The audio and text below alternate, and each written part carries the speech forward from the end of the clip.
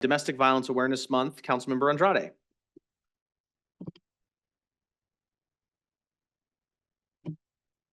Whereas Domestic Violence Awareness Month is held each October to unite advocates across the nation in their efforts to end domestic violence.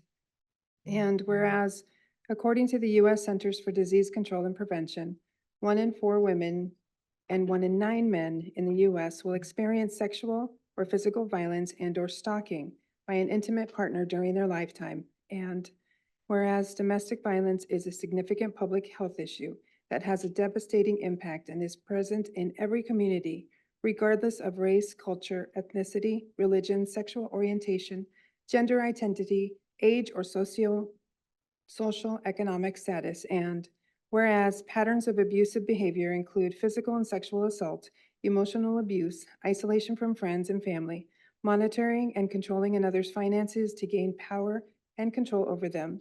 And whereas people with disabilities, those experiencing poverty, and many immigrant and refugee communities can face increased vulnerability to domestic violence and barriers to finding help.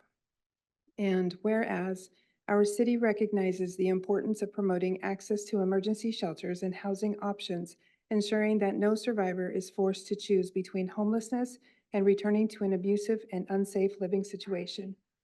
And whereas the city of Burien is actively removing barriers to the siting and permitting of emergency shelter, emergency housing, transitional housing, and permanent supportive housing by amending development regulations to comply with House Bill 1220.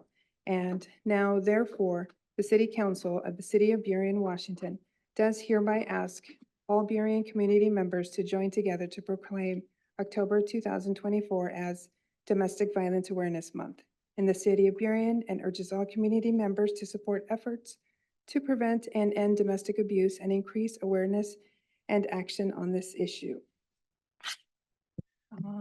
Let's see. I did invite somebody to accept the proclamation. They unfortunately weren't able to come, so they've asked me to read off a speech. But before I did so, I wanted to continue on my behalf. The critical issue of domestic violence is something that I cannot shy away from. As a survivor of childhood domestic violence, I know all too well how this cycle can continue from one generation to the next. I grew up in an environment where fear was the norm, and as a teenager, I found myself repeating the pattern because it was what I knew.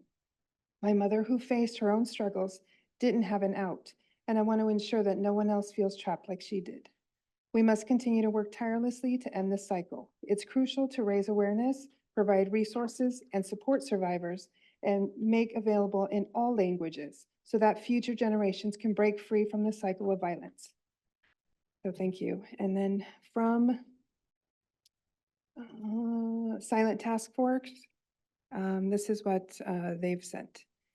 Dear Honorable City Council and the community of Burien, on behalf of the Silent Task Force, I extend my heartfelt gratitude for the proclamation awarded to us by the City of Burien.